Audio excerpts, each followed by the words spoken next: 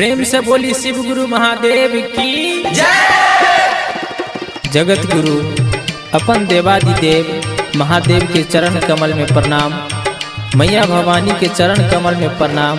हरिंदर भैया, नीलम दीदी लगाए संपूर्ण गुरु भाई व गुरु बहन के चरण कमल में हम ज्ञानु गुरु भाई प्रणाम करे छी। हमर प्रणाम स्वीकार कर। प्रेम से बोली शिव गुरु महादेव की अखन अहाँ सब सुन रहा छी मॉडल शिव शिष्य परिवार के ओर से गुरु भाई ज्ञानु यादव के।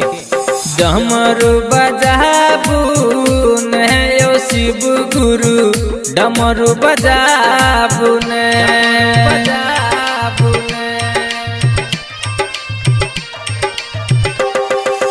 डमरू बजाबू ने यो शिव गुरु, डमरू बजाबू ने। आहाँ के बस के ने घायल, आहाँ के बस के ने घायल, त्रिशूल उठाबू ने यो शिव गुरु, त्रिशूल उठाबू ने। डमरू बजाबू ने यो शिव गुरु, डमरू बजाबू ने। आहाँ के बस के ने घायल, आहाँ के बस के ने घायल, त्रिशूल उठाबू ने यो शिव गुरु, त्रिशूल उठाबू ने। डमरू बजाबू ने यो शिव गुरु, डमरू बजाबू ने। डमरू बजाबू ने यो शिव गुरु, डमरू बजाबू ने। प्रेम से बोली शिव गुरु महादेव की जय।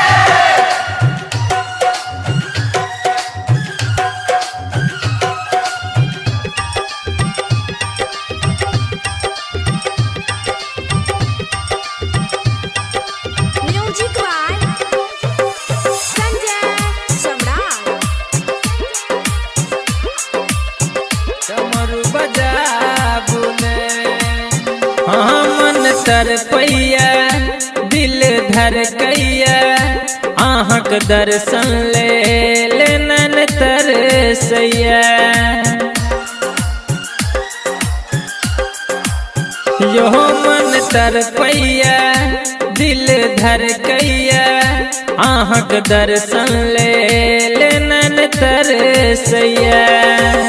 शिष्या के बाट तकैया, शिष्या के बाट तकैया, जल्दी साबू ने यो शिव गुरु, जल्दी साबू ने। डमरू बजाबू ने यो शिव गुरु, डमरू बजाबू ने।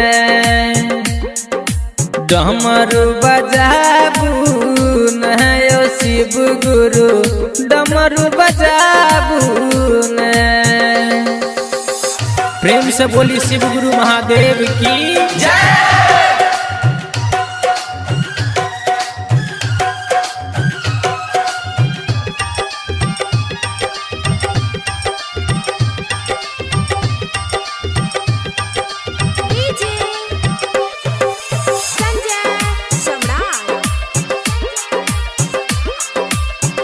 डमरू बजाबू ने।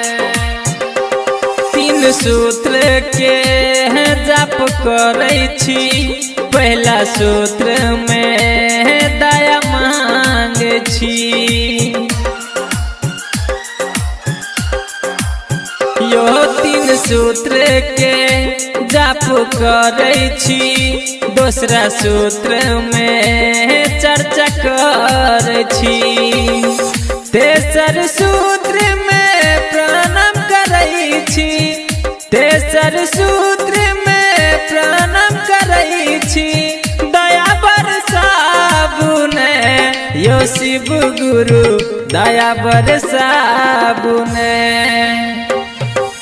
डमरू बजाबुने यो शिव गुरु डमरू बजाबुने हाँ डमरू बजाबुने यो शिव गुरु डमरू बजाबुने।